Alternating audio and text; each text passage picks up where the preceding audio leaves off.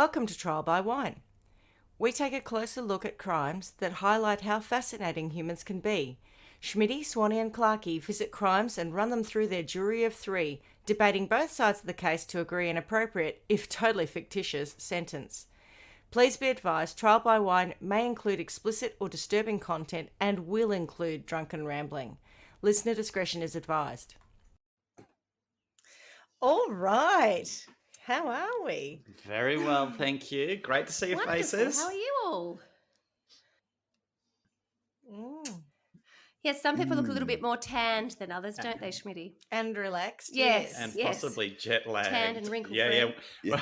Really jet lagged. We've had an amazing holiday. Went to Turkey and Greece and did all this crazy stuff. Spent a week on a yacht, for God's sakes. It was amazing.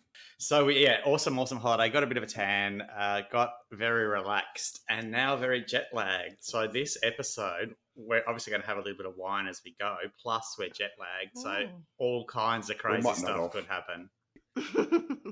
Built in. So are you going to do what Carla does that she thinks I don't notice when I'm editing and yawn all the way through it? I have to take them out.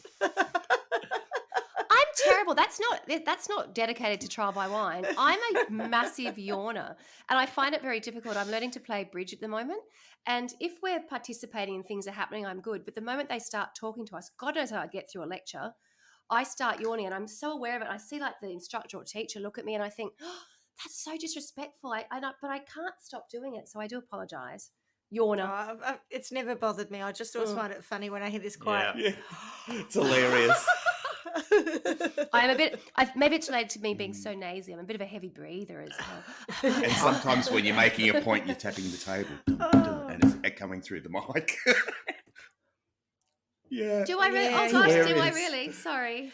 I spent about, I kid you not, 5 hours on the last episode trying to find out how to get rid of your thumps on your table, because there was a lot of that going on, and I worked out it's all in the parametric equalizer, and I was able to take all your low frequency stuff out to minimize that. So anyway, I now know something new. I've learned I would something never new have again. thought that.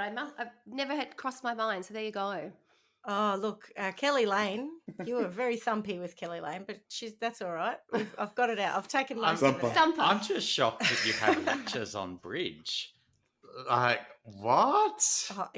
Oh no, I've started the a old course. lady club Yes. she's in. Yeah, so I started while you guys were away, I think, and I've just Yeah, you completed the told me beginner's about it, course. yeah. Yep.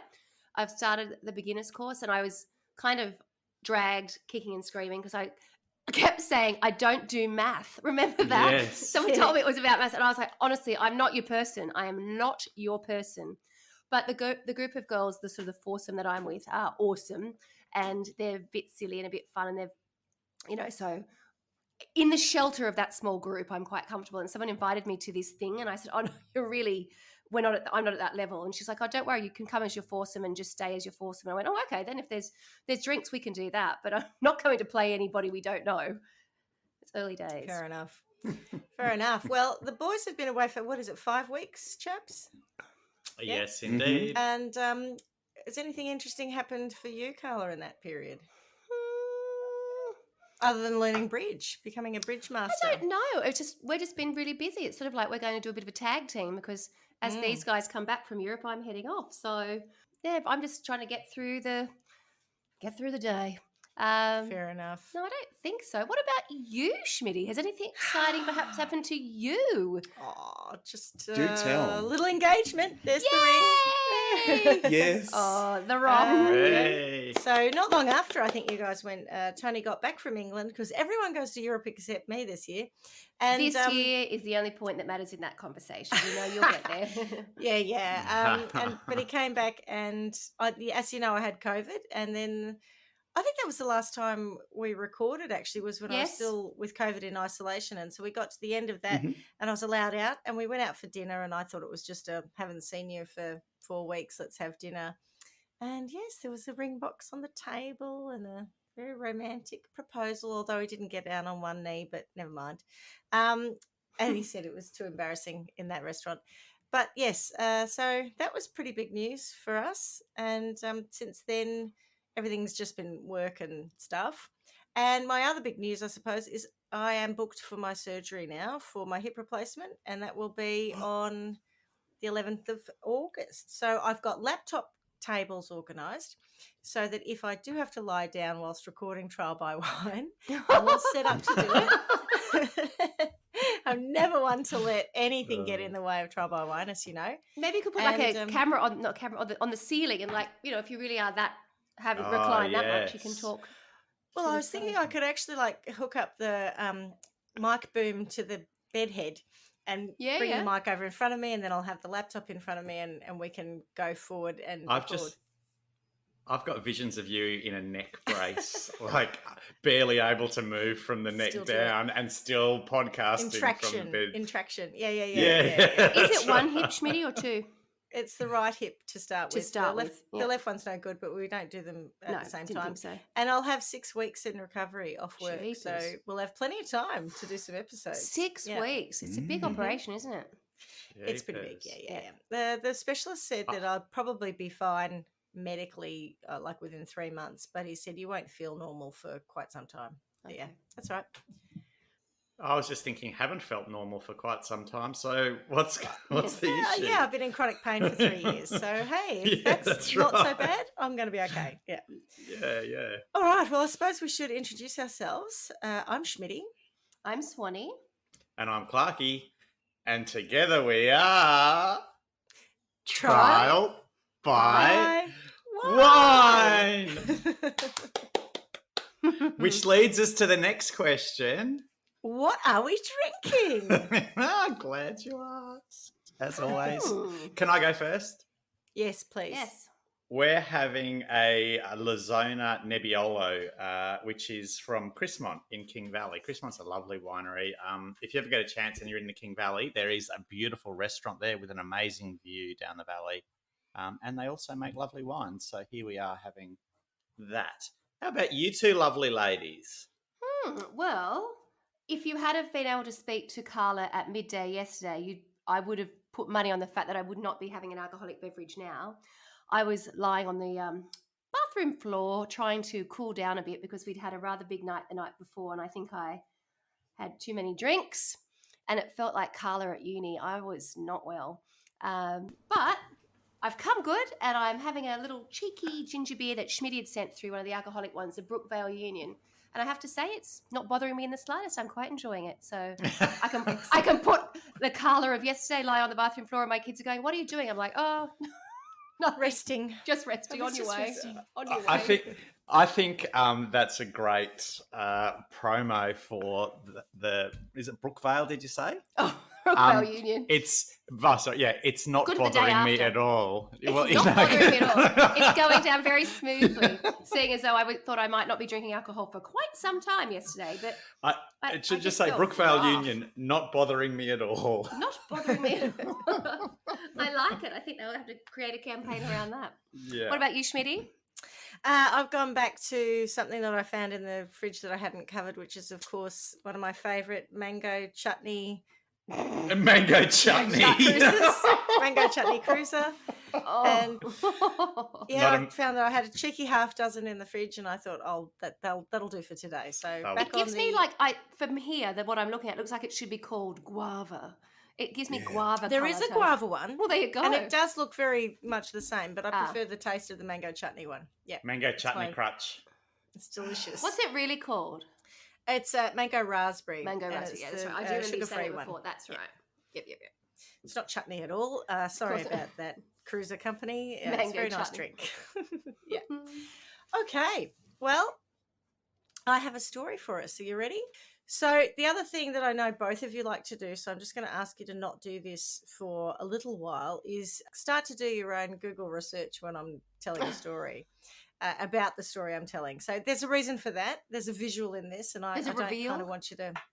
It's not so much a reveal, but there's a visual, and I want you to get the full effect of it. So which you won't if you've kind of gone a bit early. So phones away. No, not so much. I'm looking at Paul looking at his phone right now. I'm thinking, can he hear me? Anywho, yeah. The case I'm going to cover today is very famous, actually, and I had put it in my file a few months ago after reading a bit about it and to be honest, I gave it a real cursory sort of look. And then I spent a bit more time on it while the boys had been gallivanting That's the over word, over Europe, gallivanting. gallivanting all over Europe, whining and dining and having a good old time on a yacht. And as I did look into it a bit more, I found it to be fascinating and disturbing and quite sad. And I ended up quite conflicted on this one. So I'll be interested to see where you guys, get to. Knowing you, Clarky, you'll be like, nope, it's cut and dried. But here we go. So I'm going to talk you through the case of Aileen Wuornos. So Please do. I first heard about Aileen when Charlize Theron won an Oscar for her depiction in the Yeah. film Monster. Yep. And of course, I didn't know anything about Aileen Wuornos or the story. And she did like to be called Lee, and I'm going to call her Lee throughout the rest of the story. But I got the impression that Charlize Theron was basically won an Oscar for being a really, really beautiful woman who made herself look, Not so let's beautiful. say, Mm. well, plain, but in other parlance, rode hard and put away wet. And so I sort Rode of thought, hard and put away wet. Oh my lord! I've never heard that before. That's but very it's- descriptive. What It is is. that? Did you come up with that? no, I didn't. I was Did so she Very get good. good. I like mouldy? it.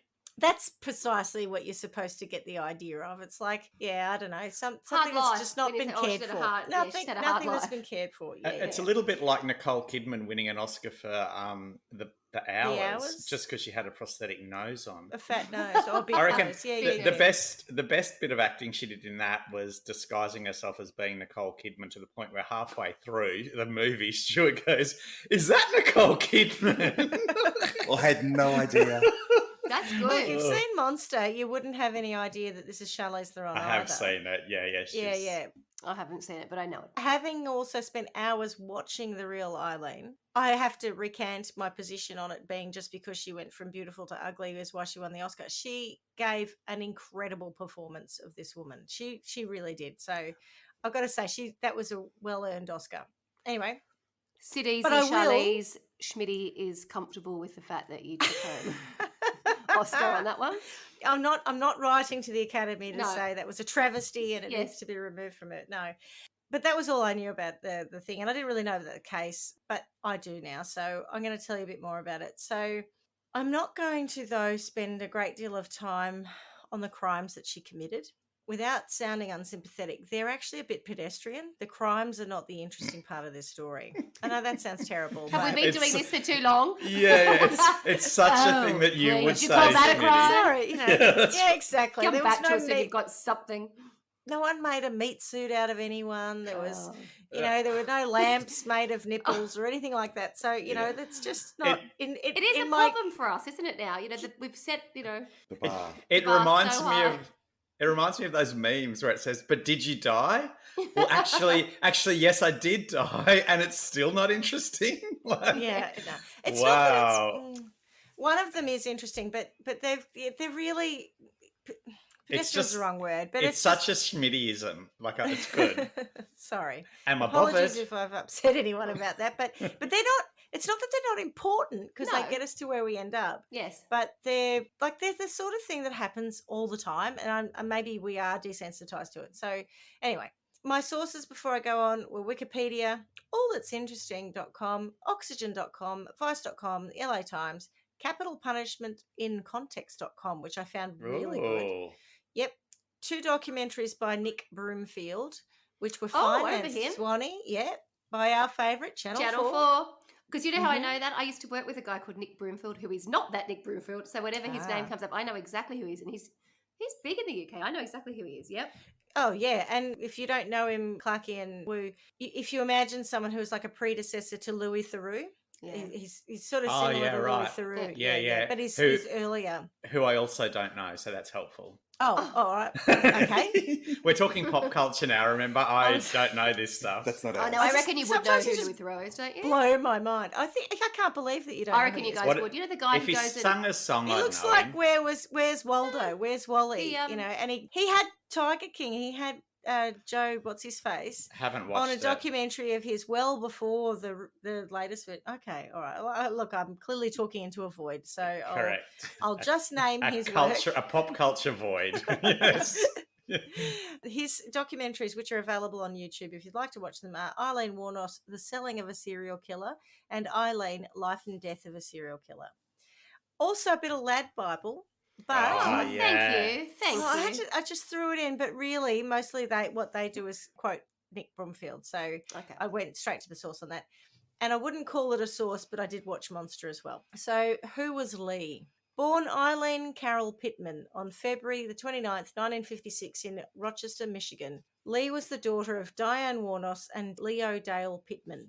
She was abandoned by her 16-year-old mother and never met her father as he was incarcerated for raping a 7-year-old girl, and he died by suicide in 1969. Lee and her older brother Keith were adopted by their grandparents, who they thought were their parents, as it turns out. Her grandmother was an alcoholic, and her father was physically and sexually abusive to Lee. Off to a roaring start, Lee. Things are going to go well Oh. from here, darling.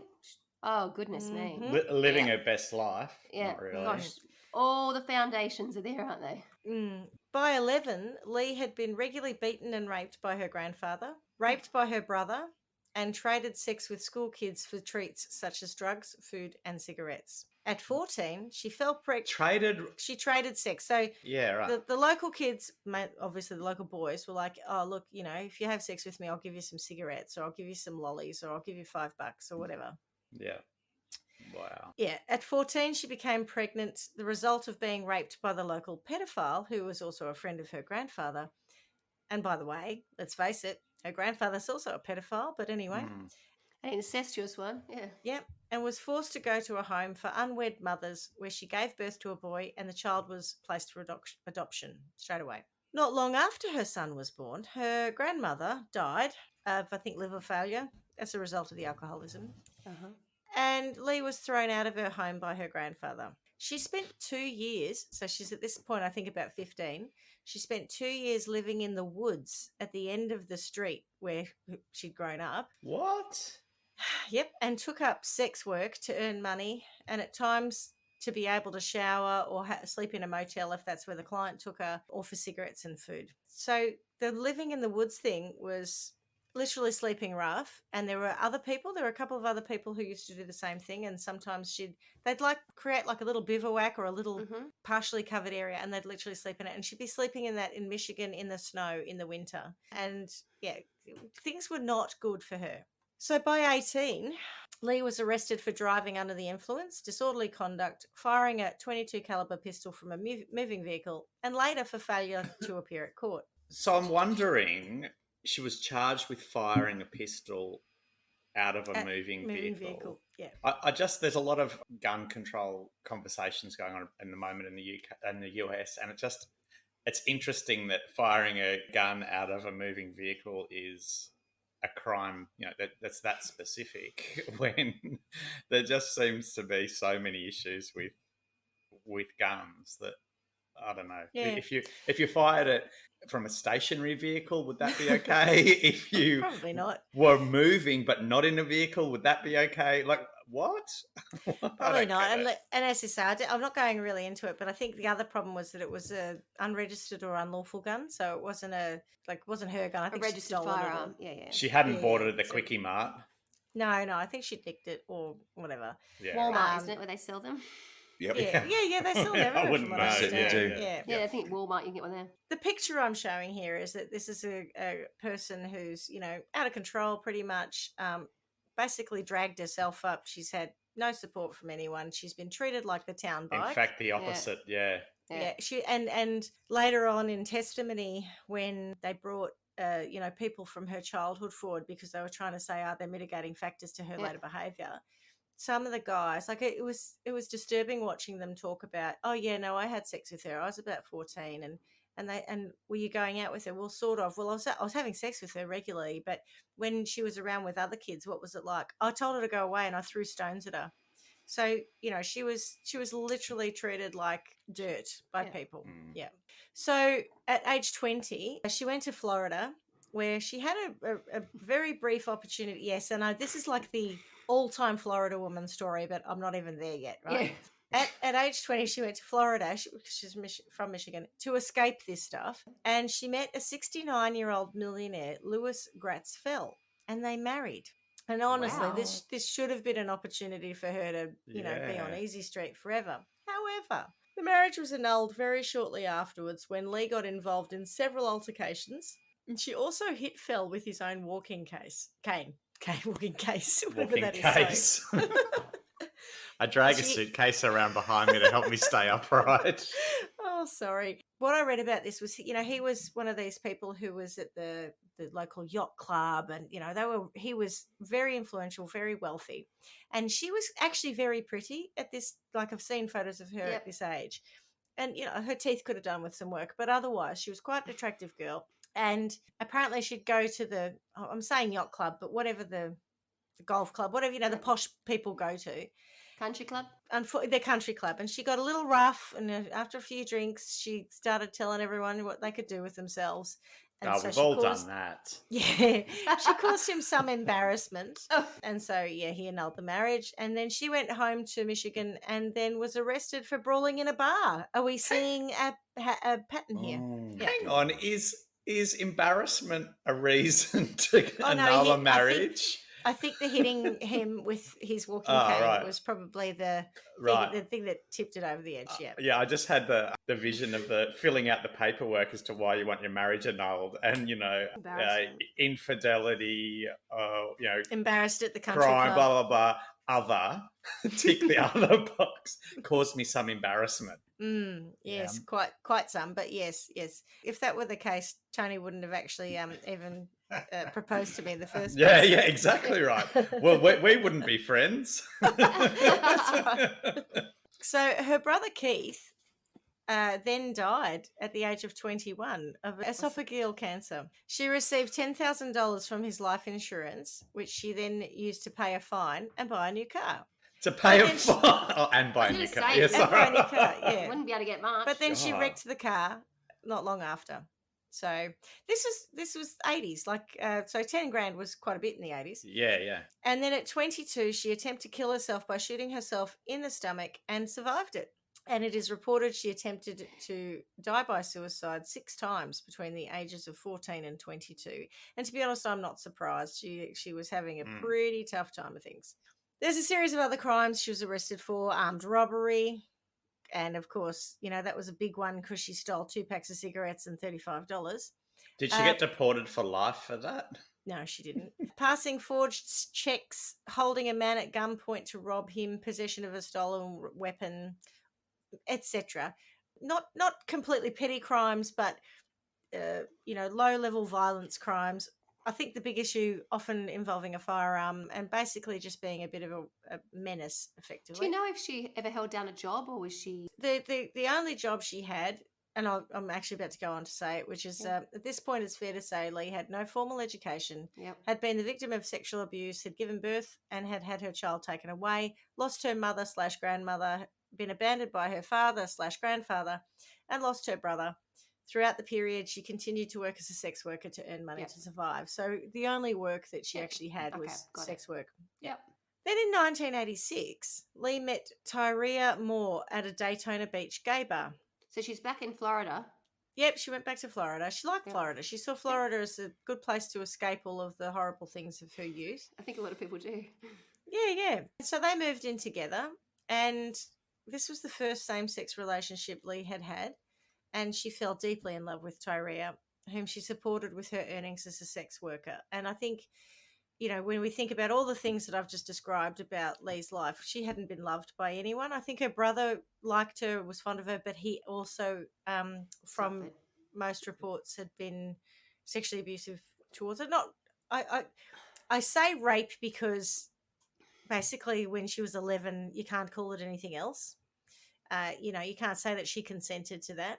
Yep. But I just think he was probably also a victim himself. And so she did have a great deal of care for her brother Keith.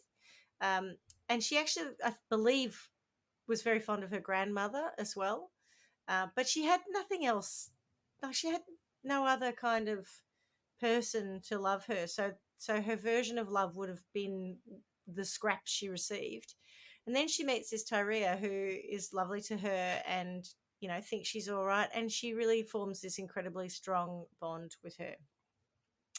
They were together for 5 years, and there are a few other reports of assault and battery, bar fights and stuff, and a fight with a bus driver. So Lee hadn't settled down in terms of her sometimes violent response to situations. In 1989, things changed. Over the course of 12 months, the bodies of 6 men were found shot to death and abandoned in the woods in Florida near the I-75. A 7th man went missing at this time, and his body has never been found.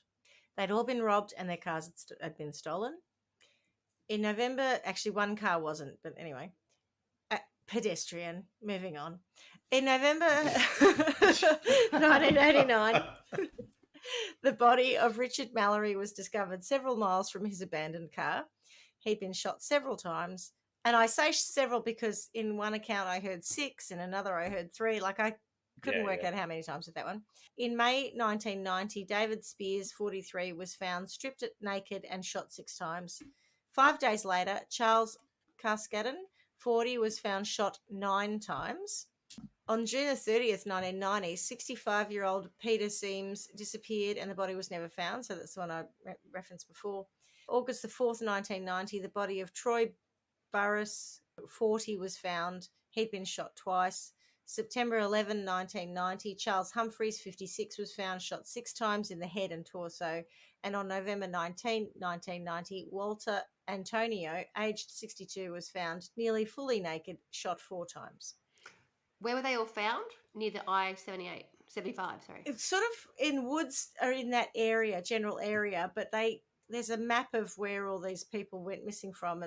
And so she sort of covered this territory. Yeah. Sort of around, I think it was Daytona Beach and then sort of surrounding areas. And she travelled around a bit. Yes. And what would happen is she'd take the car and then they'd go, I can't remember where they were living, but they were living in a motel. It was like something out of a film, really. They were living in one of those, rubbish, flea-ridden hotels. Yep.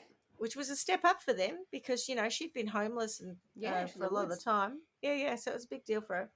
And then they'd move from there or they'd get kicked out of one place or another and then they'd move around. And, of course, she started to move around as well because she had this concern about being caught for getting caught, killing people, yes. Now, our Lee wasn't a criminal mastermind. She may have been able to get away with the first 1 or 2 murders because, no one knew what they were looking for. But she did get sloppy. And she took items from the victims and pawned them. Her fingerprints were in some of the cars. And due to her extensive rap sheet, it didn't take very long for police to have her as a prime suspect because, of course, they had her fingerprints on file due to previous things. One of the victims' cars was crashed by Tyrea. So Tyrea was driving this car. Lee was a passenger. And they smash it for no apparent reason into someone's driveway or something. And the people came out. It was witnessed by a bunch of people. And at that point, they created the people who gave this testimony and said, we saw these 2 girls, were able to help the police to create a composite sketch that then was all over the news.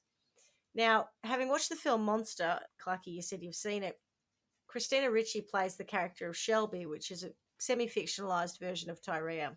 And I don't even know why they gave her a different name because Tyrea's name is openly available publicly. So I didn't quite understand. Maybe it was a legal thing, don't know. But anyway, she's really horrified when she sees this sketch on the TV because she's thinking, they know it's us. Our faces are on the television. Anyone's going to notice it. They're going to come and get us.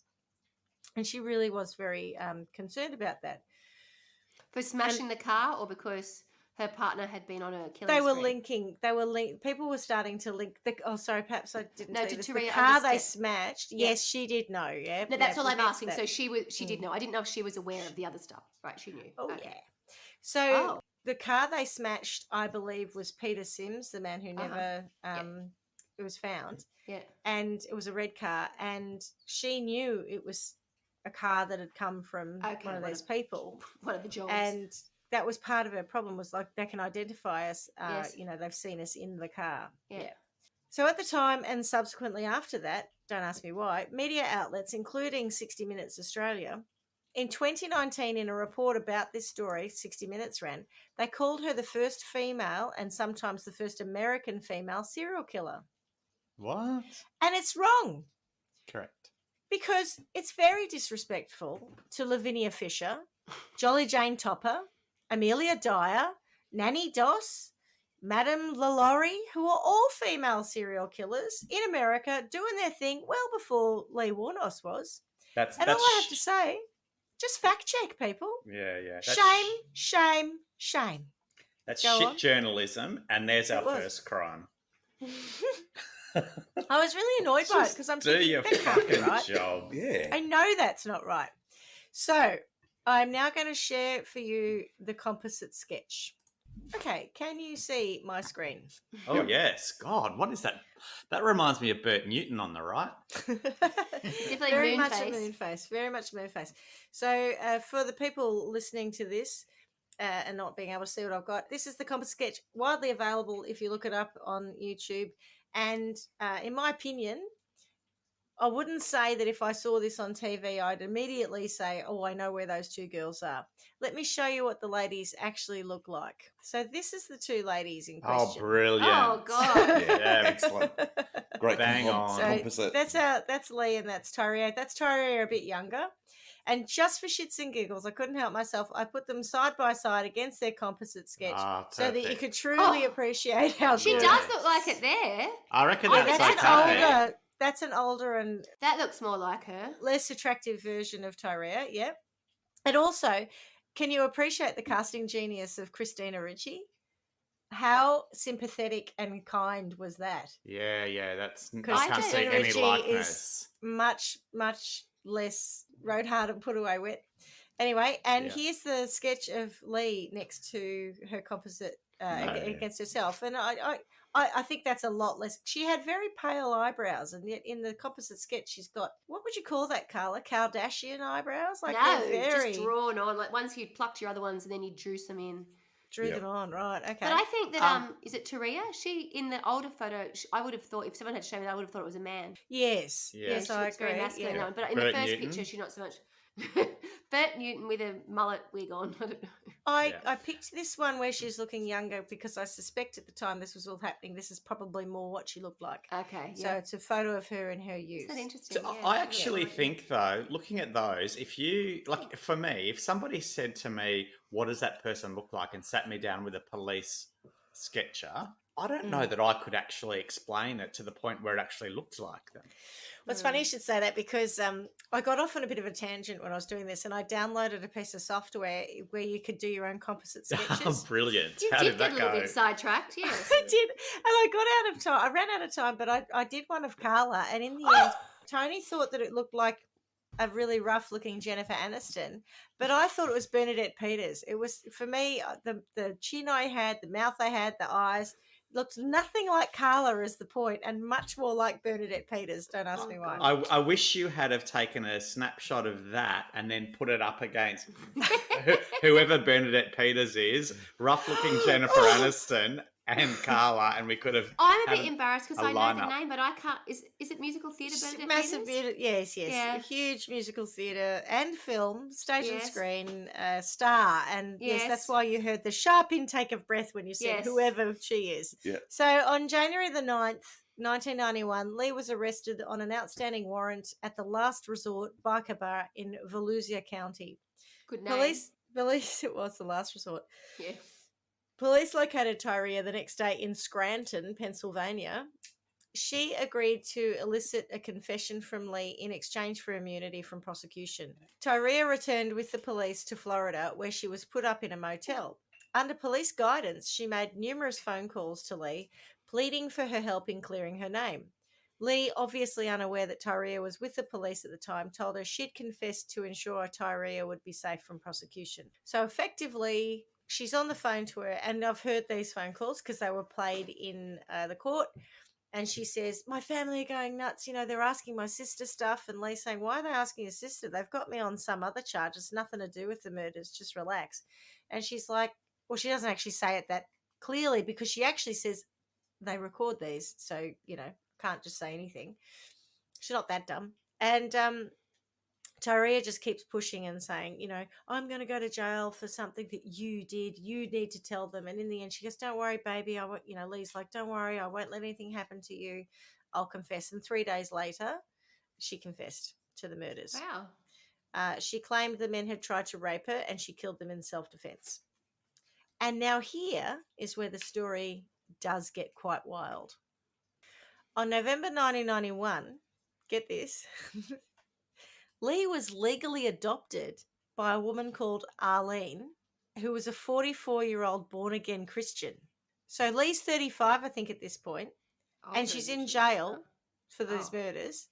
And this woman who saw her picture in a paper said, God told me that I have to love Lee, that she couldn't possibly do any of these things. She's really, really, innocent, and that she had to look after her and adopt her. And having had no children of her own, and she wanted a family badly, so she legally adopts a 35-year-old woman who is currently facing Serial killer. criminal Incarceration. charges.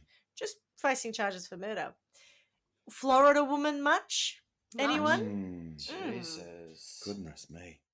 So that's weird in itself. And on January the 4th, 1992, Lee went to trial for the murder of Richard Mallory. Against her attorney's wishes, Lee testified at the trial. A defendant has a constitutional right not to testify, and the prosecution couldn't call her to the stand. However, once the defendant testifies, any refusal to answer questions can be held against her by the court and jury. So, in other words, if you don't get up to testify, they can't call you as a witness, the prosecution. But once you're up, it's open slather. Game on. Yeah. Game on, Mole. During her testimony, and this is really important, so focus. During her testimony, she repeated her claim of self-defense and gave an account of the night she killed Mallory.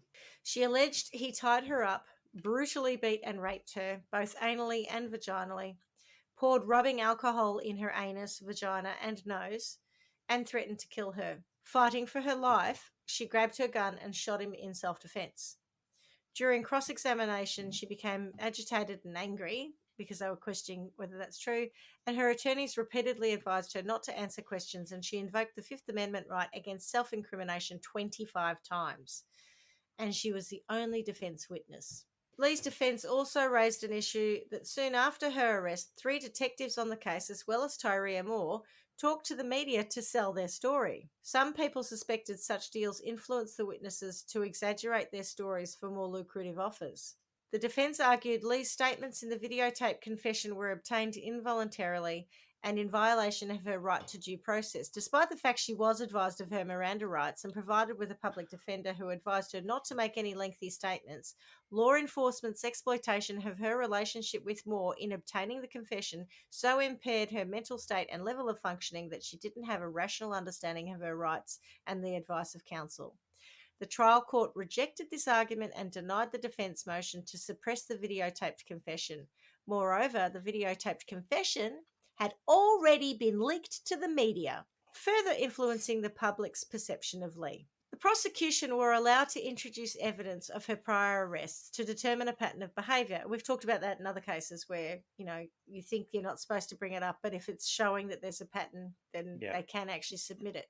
However, detectives on the case failed to uncover that Mallory, her first victim, had served 10 years in a psychiatric hospital for attempted rape, and when the defence tried to introduce that as evidence, the judge, Uriel Blount, who came out of retirement specifically to try this case, disallowed it and denied Lee's request for a retrial. Wow. At her sentencing, psychiatrists for the defence testified that Lee was mentally unstable and diagnosed her with borderline personality disorder and antisocial personality disorder. The jury found Lee guilty on all counts, including first-degree murder and armed robbery, after less than 2 hours of deliberation. An angry Lee shouted, "Sons of bitches, I was raped. I hope you get raped, scumbags of America." Now, this outburst likely was fresh in the jurors' minds as they began the sentencing phase the next day. Makes sense. So she probably shouldn't have said that. Although the judge found the following non-statutory mitigators: 1, Lee suffered antisocial and borderline personality disorders. 2, she may have been physically abused as a child. 3, her natural father and grandfather committed suicide. Oh, I forgot to tell you that. The grandfather committed suicide too, sorry. Her grandmother died an alcoholic. Her mother abandoned her as an infant. The judge allowed the jury's recommendation of death and sentenced Lee to the electric chair on January 31st, 1992. And that was for killing just Mallory. that was just the one. Yep. Okay. Yeah. So the thing about that case, that particular trial, which is interesting, is that there are other hearings held for the other murders. This one's just about Richard Mallory. Yeah. And they'd allow us to talk, they would allow the evidence to come in about her bad moral background and all the rest of it. But when we want to talk about the fact that he had spent 10 years for attempted rape, and remember, she has alleged that he raped her, and she alleged that before the court case. She didn't know he was already a convicted rapist. She didn't know any of that. She just said, this is what happened to me. And they said, no, that's got nothing to do with this. Tough. That is also the only jury trial that Lee had. Her adopted mother, Aileen, and new lawyer, who calls himself, and I shit you not, Dr. Legal, Oh, Jesus. a bloke called Stephen Glazer, who was a pot-smoking musician, hippie turned lawyer, convinced her to plead. It's Quite a mouthful. All the way around. It sounds like a superhero. Like I'm a pot smoking musical hippie by day, and then I jump into a phone booth as needed, and I become Dr. Lawyer. Dr. Legal. And, Dr. Legal. Dr. Legal, yeah. sorry, yeah, and I save people.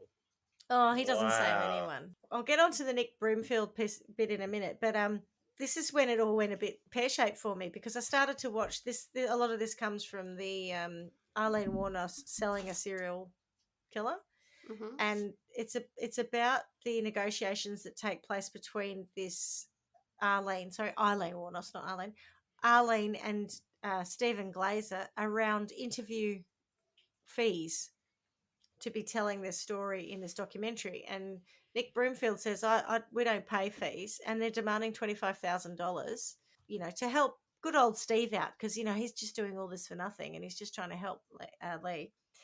Lee's aware of that, and she's sort of okay about it, but at the same time, she's in a prison, so, she's getting all of her information from this allegedly mother who loves her and Steve.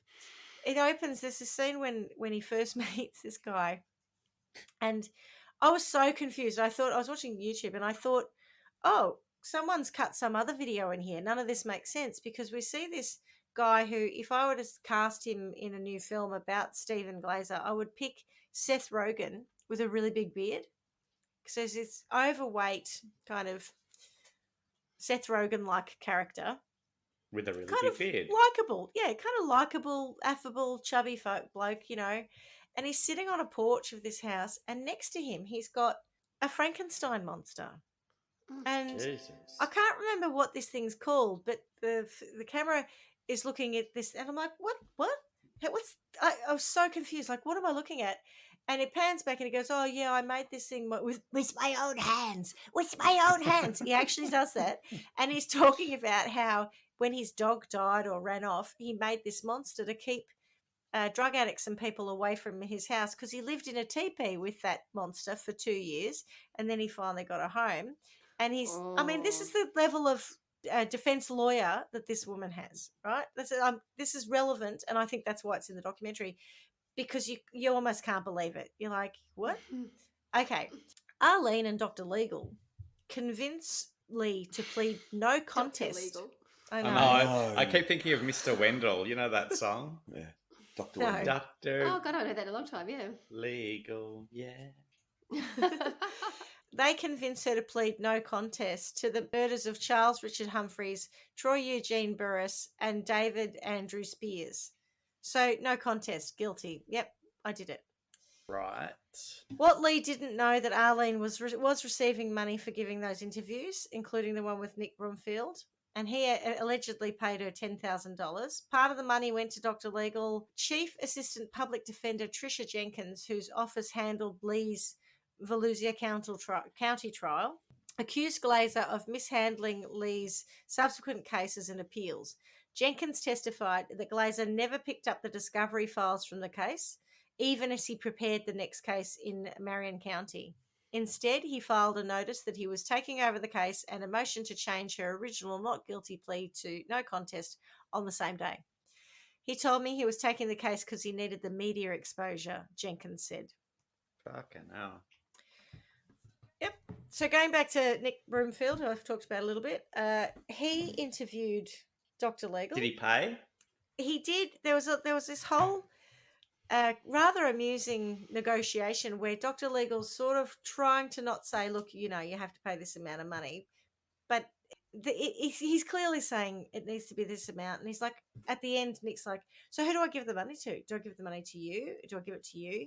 And it's on camera. All of it's caught, right? So you see that this negotiation goes down. Nick interviews Dr. Legal, and Lee had at this point started to tell some inconsistent stories about the killings. She claimed initially that all 7 men had raped her while she was working as a sex worker, but later recanted the claim of self-defense, saying robbery and a desire to leave no witnesses was the main reason she killed them. But this is the bit where I get the most conflicted. So in the first film, and I can't remember which one it's in, first or second film, she's adamant the whole way through that these men had signaled whether they'd attacked her or they had signaled that they were going to. There was something she found aggressive or frightening in their behavior, and that's why she shot them. That's her defense the whole way through. And she says, they say that because of the number of them, it couldn't be self-defense, because how could it be self-defense for 7 different people? Mhm. The reality is sex work is dangerous, and women get beaten and attacked in the field of sex work all the time. So, and I'm not saying that the 6 men post Mallory did do anything to her other than frighten her, but I don't think that you could ignore it. If she tells the truth about that first one and he brutally rapes her in the way she describes it in her testimony in court, and it is awful, then you can imagine she would have had PTSD going back out and being in these situations. So anything that looked a bit the same could have triggered a violent reaction from her. We've already seen from her previous behaviour that she has a tendency to go fly off the handle a little bit anyway, with her bar brawling and all the rest of it. I'm not justifying it, but I'm saying you can imagine how this went down. Anyway, the bit that upset me was she'd been going through, so she's now on death row. He goes in to see her, and the camera's rolling, and I don't know if you've seen, I can't remember what it's called, the one with Robert Durst in it, who was also a serial killer. He gets caught out. He basically accidentally confesses to murder because he thinks he's off the mark, and he gets picked up. But the same thing sort of happens here, in that she's saying, Nick comes in and she says, oh, look, I don't want to go to the execution chamber with a conscience carrying the fact that I've lied. So I want to come clean with you. And he says, what are you talking about? And she says, look, I've said all along it's self-defense. It wasn't self-defense. I just killed these guys. And he goes, what are you talking about? And she says something like, I was doing the lying biz, I was just lying. I just made up a really good story, but I'm not going to get off. Less than 1% of people on death row ever get pardoned or get off it. It's not going to happen for me. So I may as well just be truthful and tell you that I just robbed these guys. There was nothing more to it, and I killed them so that they wouldn't be able to identify me. And you can see he's like not buying it, because he spent a long time interviewing her and other people and doing this first documentary and really building the story. And he's like, sorry, can you say it again? And they turn the camera and they tell her that the camera is no longer filming. And the cameraman moves away a bit, but they are still filming. And so they're not directly in her face. So to her, she thinks it's all turned off. But you hear this whole conversation. And then Nick says, look, the camera's not rolling now. I just need to ask, is it self-defense? Was it self-defense? Just almost between us, it was kind of, he doesn't quite say that, but he infers that. And she says, yeah, it was self-defense, 100%. But no one's going to believe me. And I cannot do life in jail. I cannot live this way. I don't want anything to come in the way of me getting an execution warrant. I want them to kill me. I want to die. I want this to be over. Which I found really upsetting when I listened to that. Yeah. Whew, okay.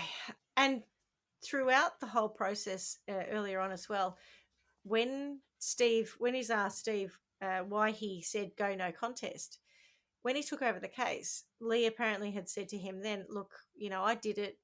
I deserve the death penalty. Just, let them kill me. And he took that at face value and said, oh, okay. And that's part of the reason that he went no contest on the other 6 cases. And Nick Broomfield and some others have later said that Steve was nice enough, but his evident lack of experience led to him take that at face value. and thought, yep, she's okay with it, so I won't do any work around trying to defend her because it's not He's what a she shit wants. doctor. He's a shit doctor for sure. So the relationship between Lee and Aileen, her new adoptive mother, strangely was not to last.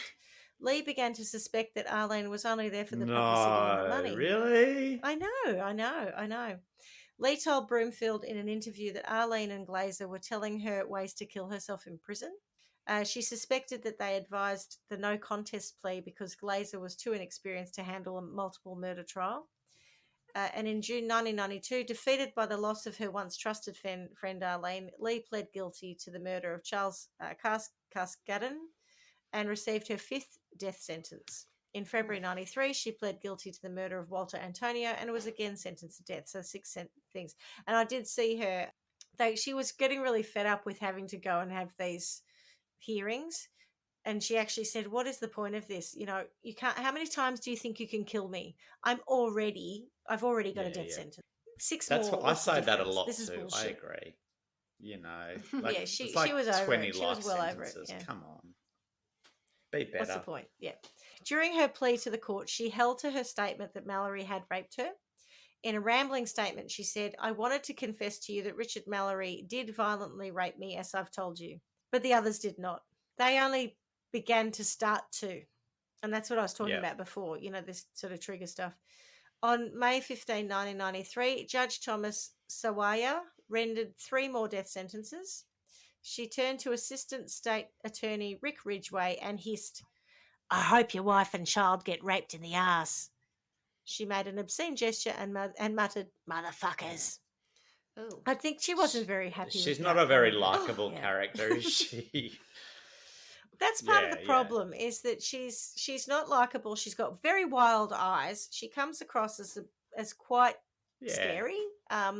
But then in other times, in other interviews, she doesn't. She's a very damaged person. I think that's the whole point. Her whole background is so traumatic that she, you know, like if you're sitting there going, do I want to fight to stay alive when my life has been what it's been? You'd probably go, you know what, I just don't. Yeah. Like, fuck. Yeah.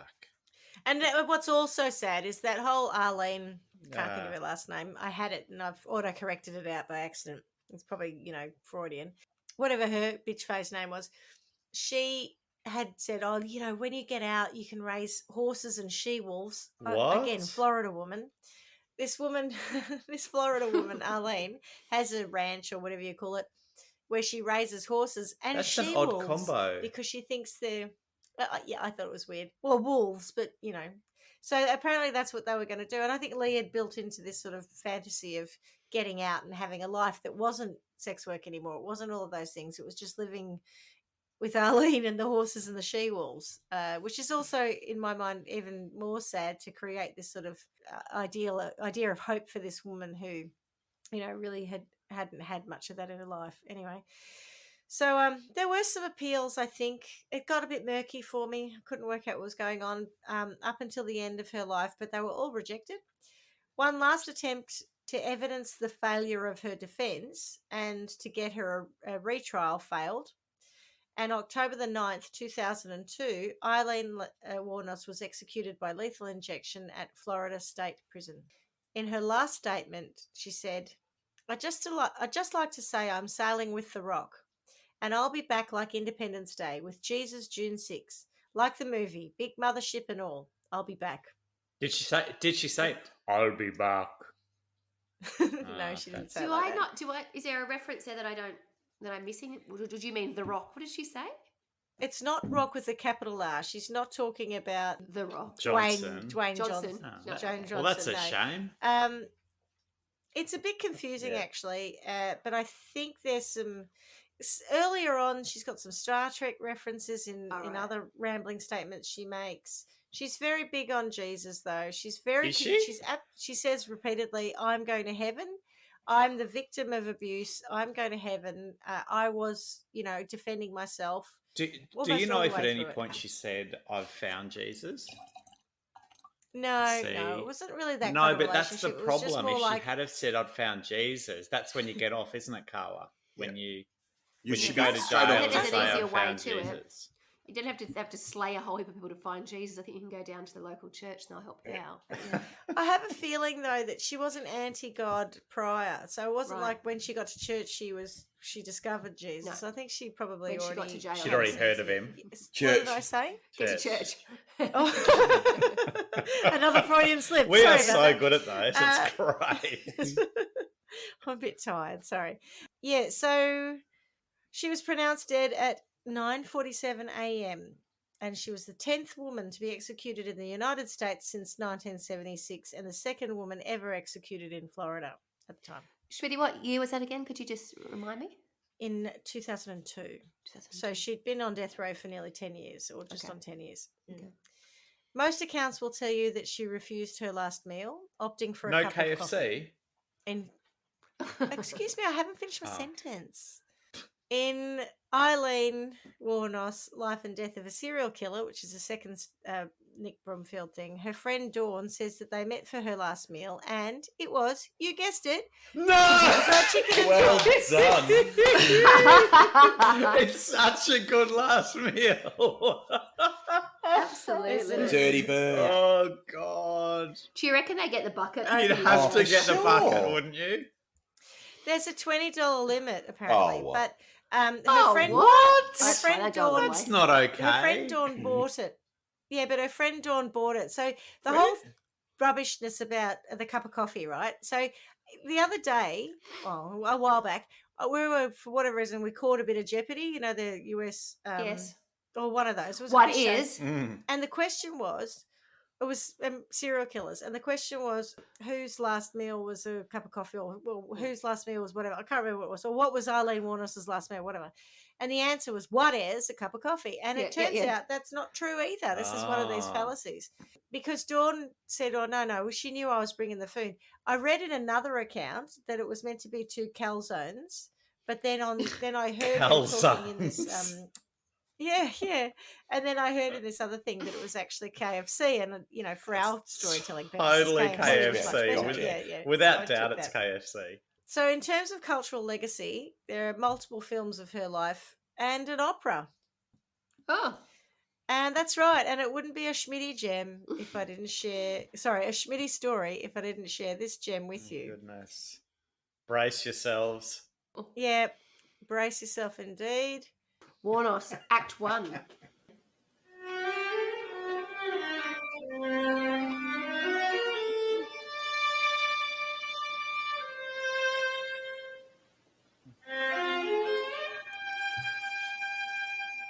It's got a real Wozzeck feel about it for me. Dramatic. I mean, musically, it's all right. It's nice. It reminds me of sort of Schoenberg. It has no relationship to the Berg. story. No, it does. It's about her life. I'll Not go a- forward because obviously that's all the... Hang on, we'll get to the weird stuff. They don't play that music while you're being raped. Okay, here we go. Can anyone tell me what's happening here? Because I have no idea. Oh, that's the shower scene.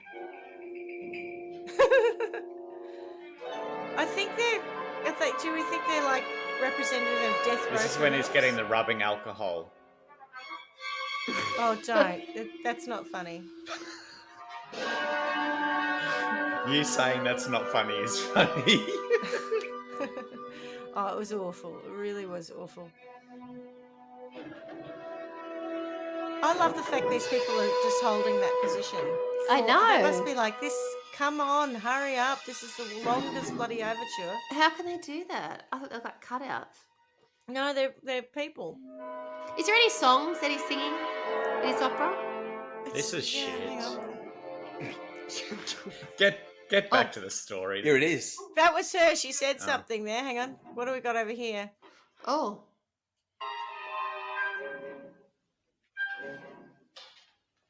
Okay, It's so I worse don't than think it O does get any industry better and than that. beaches. Were It's there any not- comments underneath it? And that's exactly what I was. You people keep jumping ahead on my Sorry, brilliant darling. comedic timing here. Oh. The one comment on this sums it up beautifully. What is this? Yeah. Yeah. Well done, Thunder. From Thunder Good on 3 you, years ago. Thunder. Yeah. All right. So that's the opera. Okay. So now other bits to tell you. What I will say is obviously Tyria took a plea bargain or had immunity because she completely cooperated and helped to get Aileen to confess to the murders. There is some evidence that she was at the place where that man disappeared from. So it is possible she was actually involved in some of the deaths, but we don't know for sure. And certainly Aileen never said a word about her being involved. In fact, always said she wasn't. But we know that she wanted to protect her lover. And then the other thing that absolutely killed me was the Nick Bromfield stuff when he went around to visit various people and tried to get some more, investigate more and more things. Yeah. A couple of things that came out. He went to that last resort bar to speak to some of the bikers, and The he's last told, resorters. yeah, he's told to go in and talk to a man who knew Lee really, really well, and his name is the Human Bomb. That's not his And he name. was performing. Oh. He was performing, right? His name's probably Doug The Matthews performance or was- something. No idea. The performance, though, was him with a sheet in front of him, and Tony has explained to me that there was a reason there's this sheet there. Sheet in front of him, he's lying on what could be a couple of milk carton crate type things, and someone sets off a small bomb very close to him, and he is blown about 2 or 3 meters back. And that's his performance, the Human Bomb. Oh. And it's What just a like, load what of Have the- I just tuned into shit. another episode? This Oh. is What? Exactly. What? I'm What are we watching talking about? This guy who is supposed to be a person who knew Lee really, really well Yes. is on this documentary, and all you see of him is him getting himself blown up and blown away. And then he gets up, and the guy, Nick Bromfield, walks up to him and he says, "Can we talk to you about Lee?" And he says, "Oh, yeah, look, I did know, but can you just give me a minute? I'm a bit dizzy. I need to walk this off." And he never appears in it again. But I think they keep it in just to show how wacky this whole God. world is that she was Tony, in, why did I you need think. the sheet? If you don't contain an explosion, it doesn't actually have any effect. So Oh, the right. IRA often made this mistake. They put something somewhere and they wouldn't contain the explosion. So the big kind of tank of fuel that they wanted to blow up didn't blow up because they didn't contain the Right. explosion around that. Rightio. Hmm. Yeah. Look at So a sheet contains it. The good thing about a sheet is it gives way after this explosion. Yeah, it burst into flame. I That's what reckon you happened. two are like Bonnie and Clyde. Like, I reckon you've got You're ready to go. every I think we will need to contain that every explosion. murder you guys could just nail. Oh, I didn't know that, but it made sense. I understood it. I Oh. thought, okay, to get the force, and that's why he's blown backwards, because the sheet is there that provides some kind of block to the force, and the force goes to push him backwards. The whole thing was I just don't know crazy. why. I was hoping there was going to be some puppetry of the penis gag where, like, Yeah. you need this sheet so you can do a hamburger or whatever it is. But the weirdest part about the whole sheet thing, and I do encourage you to watch this on YouTube, is that this is a performance, right? And the sheet is in front of him. The crowd is in front of the sheet, so you can't actually see him from where the Yeah, crowd right. are. So he gets blown away, but it's only because the cameraman's come around to try and talk to him that we So he even could see just that on jump the camera. back. I'm like, this is the worst Yeah. performance Ever, ever. yeah. And Yeah, people yeah, pay yeah. for it.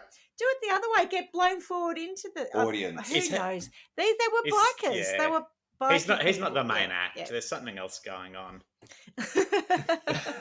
Yeah, there's a singer later, but Or a anyway, drug we deal. don't see much I more don't of know. him, which was Yeah. weird. And then Was the other it, thing though? was this. Like, Steve- once is enough. You don't want to see any more of that. Yeah. The other thing that was interesting was that in that first documentary, Steve Glazer is on. They go to the Dr. Like- Legal. Dr. Legal. Dr. Legal and Nick. I'll go have you, to- Dr. Legal. They go to the By his Yeah, correct that's title. right. They go to the prison where Lee is because Dr. Legal says, I can get you in. I'll get her to talk to you. And I don't know how long the drive is, but Dr. Legal describes it as a 7-joint drive. Oh. And he Whoa. proceeds to smoke I reckon 7 that's joints about- on his way. That's Oh, about 20 right. years for me. Same here. It'll be a long time. Oh, That's a long Longer. drive. You know, I'd be lucky to have one A- every yeah, 23 a- years or something. So A that's a, very 7 long puff drive. drive, Yeah. maybe. Not a. 7 joints, right? And it's all he kept all of this on camera. And He's listening to his own music in like on the tape deck. He's in as they're driving. His music, by the way, is quite good. He's not a bad musician, and he likes to show that off. Clearly, what His he's music done, is Dr. good. His legal is terrible. He's clearly seeing this. It's almost like this. He's true. He's a very inexperienced person, and he's suddenly become a bit of a celebrity through this situation, and he kind of can't help himself. He's got a bit over, he's got carried away with it, I think. Anyway, what made that whole 7 joint thing, apart from going, oh my God, this is the worst Dr. Legal ever. If there's another one on the planet, they better be better. Dr. Legal 2, that, Electric Boogaloo. Exactly. Apart from that, because you think, oh, you're going to a state penitentiary and you're going to be absolutely off your face, but whatever. They get there. In the next film, what happens is about 7 years later, Nick Bromfield hasn't heard anything from Lee Wuornos for years, has gone on making other films, other stuff. He gets subpoenaed to come to America and to give evidence. And he thinks he's giving evidence about what his perception of whether or not she was let down in that first case. Because this is, I talked before about how they did try to prove that her defense was very poor and therefore she should have a retrial. And this is almost like the last stand for her. And Nick goes in and he's asked about this 7 joint journey. And the defense, the ones on Lee's side, are trying to prove that Steve and others were rubbish. And it must be the state prosecution, whatever, the ones proving that they weren't rubbish, go through this rigmarole of demanding from from Nick to understand why he had a blue shirt on and then he has a white shirt on in the vision. And that could have been a 5-hour journey. And he says, when you do the editing, you cut and paste. You cut and paste. And he tries to make out that they have put a scene from something else in to make it look like he's been smoking those joints, when in point of fact he hasn't. They're trying to suggest that it was all made up and it was all done by the documentary makers. Nick Bromfield is very British, and instead of saying, no, that is not how these things work, we will have cut bits out because we can't show you 6 hours of this footage, but we would never have chronologically changed the order of events. So he must have changed his shirt, but he said that was still the same car ride. Because he's sort of thrown by the questioning. He just says, well, I can give you the rushes. We've still got the footage. I can show you the raw footage. And the guy goes, well, you didn't submit them to evidence, did you? And he's like, I didn't even know that you were going to ask me this, and I didn't know that they needed to be evidence. But again, it's just all this crap about trying to prove that there is nothing to see here. She has, no one wants to give her any leeway. And then you got the flip side. You got all these people who were the victims' families who absolutely want her to be put to death, who think she's a monster and the worst thing ever. No one mentions that, perhaps their partners, fathers, sons, uncles, cousins, whatever, shouldn't have been picking up prostitutes. But, we'll just let that one go. That's my case. I think, as I said, I was very conflicted because I don't really usually look at a case where someone's killed 7 people and think there's something in it that there's some mitigating factor. It's pedestrian. She definitely killed 7 people. No, that what I meant by that was all this shenanigans afterwards was the interesting piece. I agree. The 7 murders are shootings. There's no premeditation that we could tell. In isolation, you put her on death row because of the 7 murders, 100%. When you talk about the story behind it, it's very complicated. There's a lot more to it. And look, she herself would have put herself on death row. Well, she tried to commit. She tried to die by suicide 6 or 7 times, didn't you? Many a time. Yeah. And I think the other thing, in Florida, I should have put it in here, but I didn't. You don't automatically get the death penalty for a single murder. Ah, right. There are a series of criteria. So you could kill someone in Florida and not necessarily get the death penalty.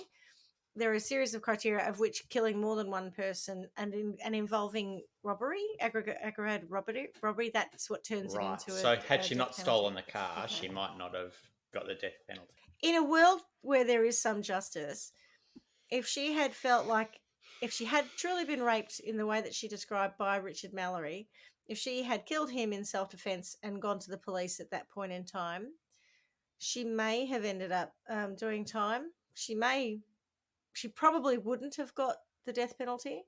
But it's very hard to say because she had all these priors and people saw her like trash. Yeah, so it's a really tough one in a lot of ways. Although I think there are a lot of people that you can go to town on around the case. I personally don't want to sentence her any further than, I don't see. I see her as a victim as much as other people. I feel like as much as her I feel victims. like the 20-odd years that she had before she started killing people was worse than any punishment you could give her. Exactly. Yeah. And I'm kind of torn, right? Because I think, I can see a world where if she had have come out and said, you know what, I killed these men as almost revenge killings for the way that men have treated me to this point, you'd almost go, I can understand that, and I can be a little bit empathetic towards that. I don't doubt that the first one was rape, hearing what you've said. Neither do I. I think that would have, even as a sex worker, Why would she have done 16 years of that work and not killed anyone and then suddenly start killing people? I could imagine that there'd be something that would trigger that, so I think I know what it was. It was the rubbing alcohol. See, I think that would that's trigger the me. bit where I go. That was fucking. That's just fucking. It mean. is. So as a sex worker, you expect to have sex with people and probably do some kinky shit and get paid for it, right? And so that's the normal transaction, I assume. I don't think you expect rubbing alcohol and all those other things, and it sounds like that was kind of a sex worker day in the life that went wrong, and therefore you can kind of absolutely see the rape in that, and particularly with someone who has priors. God, what on earth? I think a good lawyer like Regina Lawless would have got her off that first one. The others, I'm not convinced. And it's not to say that there wasn't rape, but you don't hear the detail. And no, you don't. But also they didn't go to trial. That's right. So part of the reason you don't hear that there was no testimony given on them. No. Yeah. But I'm with you on that. I doubt that they did anything. I think she may have just they could have looked at her the wrong way. If she became a man-hater through all of what she's been through, I could understand that. Yeah. Interestingly, there was some psychologist or someone who, I can't remember who, so sorry for the lack of detail or whatever. Some bloke did say that it would appear that she was basically killing her grandfather over and over again. That's what it feels like to me. But I just will add, she had other clients through that year that she didn't kill. So she didn't go on and kill every man that she had a transaction with. It was only these particular ones. I just adding to that, like it relevant or not. And so one of the things that occurred to me whilst you were telling that story is just around picking the right career and knowing when to walk away. So. And I'm trying to make light of a bad situation, right? And this whole issue of sex worker is something that I think is, it's the oldest occupation in the world. It is something that women often get pushed into out of absolute necessity rather than anything else. And I respect that. And I think it has a place in society. If it's been going on for this long, there is a need for that, as long as the woman is getting something out of that as well, and it's not cigarettes and lollies, it's actually money that helps her get to wherever she needs to be. I think that's a reasonable transaction. The rape side of it is not okay. All of that is not right. So I still think at the end of the day, she probably would have still ended up on the on death row or dying by execution. I'm not saying that shouldn't have happened. I just would have liked the justice to have played out a bit more, and someone to have been actually on her side, not just using her the whole time. What I was talking about was career advice and careers and whatnot. Sorry. Yes, that's right, yes. So I think, if at my work I have an argument with someone, and I know that an argument with someone is not like being raped, so, listeners, please just, take that into account. Yeah. But, you have a bad day at work, and then you respond a certain way. If you continually have the same bad day and you continually respond that way, either you need to get out of that job or you need to get some help. And I think, if you're a sex worker and you're constantly being triggered to the point where you're killing people, that's not your career. And the reason I wanted to bring careers into it is also because of Dr. Legal, who clearly should never have gone It's not into a career. to being a lawyer. Yeah. He should have stuck to I can't even believe a how musician, joint he lived smoking in a TP. hippie. Oh, Like, really? did he even study law? Exactly. He lived in a TP, right? If I decided to go and do a law degree right now, it'd take what, 4 or 5 years and cost me thousands and thousands of dollars. How could you? Maybe that's why he lived in a TP. 'Cause He needed to Couldn't afford a house. afford He it. needed to be. It's He needs a bizarre. bit of rubbing alcohol, and we might get to that later. Does he? Was he appointed to her, Schmidty? Or did she choose no. him? No. Arlene, whatever her name is, She the found adoptive mother, Yeah, hired yeah. him. And what also I found offensive in it was they started to refer to him as not just her lawyer, but her agent. Oh, And Arlene was like, "You'll have to talk to Steve. He's sort of my agent," Oh. and it was just so gross. It was so gross. And then he goes in and he sees Lee, and she's in prison, and she's sort of kind of half oblivious. But then she's like, "Did you speak to them? You know, did they get the money?" And he's like, "Yeah, they seem to only be interested in the money." And then she's a bit like, "Yeah, I think that's all they want."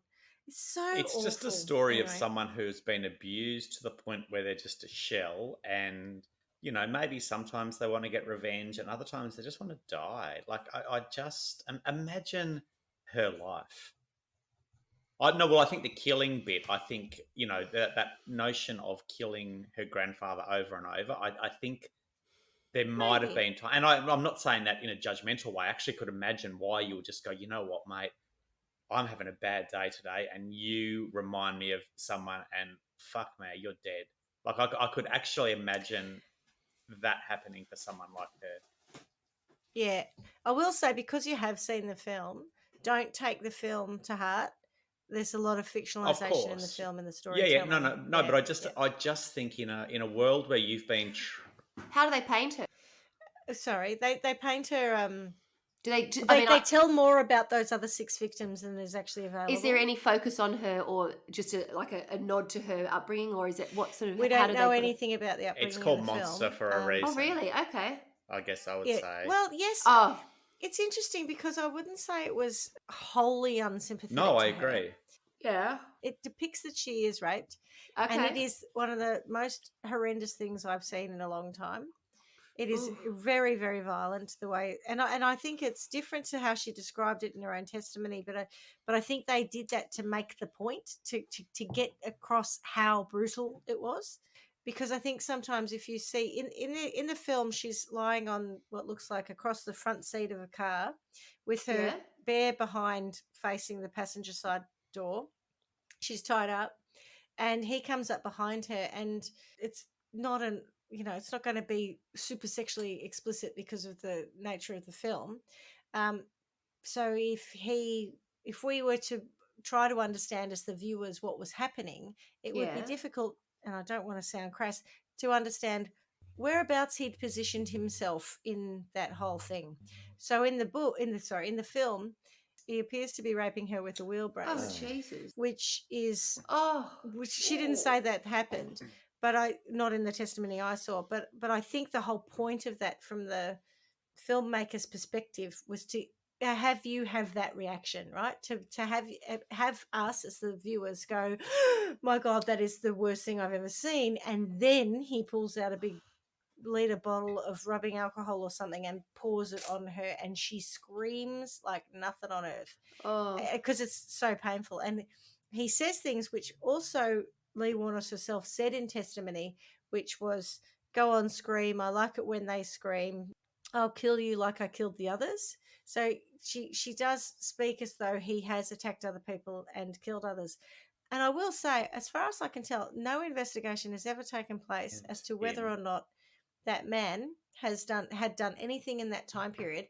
And I had a little look at missing women for the time period in 1988, which is when he would have been active. That's when that attack is said to have taken place. And there are 2 women from Florida of the same area who were missing and never discovered after that. Not saying they're connected, but it just made me wonder, did anyone ever follow up On around him. whether he actually had done other stuff, whether or not he was, like we all know he was dead, but is there other stuff that they could have investigated? But they just went, She's a sex worker. Don't care. Yeah. That's the sad part. He's the victim in this. Schmidty, I know we weren't allowed to Google, but I'm allowed to look You now. go ahead. Yeah, it was And just my the question sketches. is in relation to how quickly the movie came out. So the movie was being made. Did she get to interview? Did they meet Charlize and No, they didn't meet, Lee? but Charlize contacted, and the production company the contacted agent? No, they contacted Dr. Legal? Dawn. Dawn, Dr. who was Legal. a very close friend, Yes. school friend of a KFC childhood friend. Dawn? Yep. And Lee knew that this film was happening, Okay. and Lee gave permission for Dawn to share her letters to Charlize. Okay. And Dawn and Lee wrote to each other almost every day while she was in prison. And so there's this huge amount. And Lee did all these beautiful ink drawings that when you put them up in the light, you can see them. Like, she had a little bit of an artistic capability. Yes. And Dawn shows some of this in the documentaries. And she said that Charlize read these letters and got a real sense of how much more to Lee there was. And how much of a kind of complicated individual that she was, that she cried when she read these letters. And that was when Dawn basically said to Lee, I think it's all right for her to do this. I think she'll do it right. Yeah. But Dawn, I think Lee was executed quite soon after that happened, from what I could gather. If I'm looking at the movie saying, I think 2003 release, and then I just went back and had a look, and her she was time of death executed is October 2002. So she did know it was in the making. She knew that Charlize Theron was going to play her. I don't believe she ever met Charlize herself.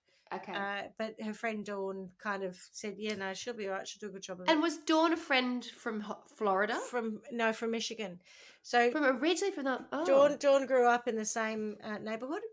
Right. And she talked about how awful the kids of the area were.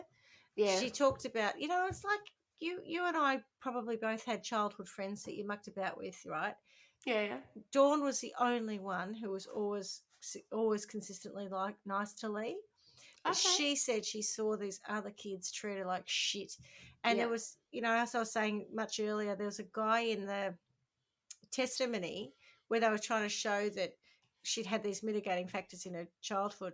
And he said, and the look on his face was like, it was really weird, because he was talking about how, when we were kids, we had sex with her, and I went in there and she was having sex. They went into like a fort, or he described it like they went to some place where the kids had a fort or something, and he went in where they'd all have sex. Yeah, she was having sex with her brother, Keith.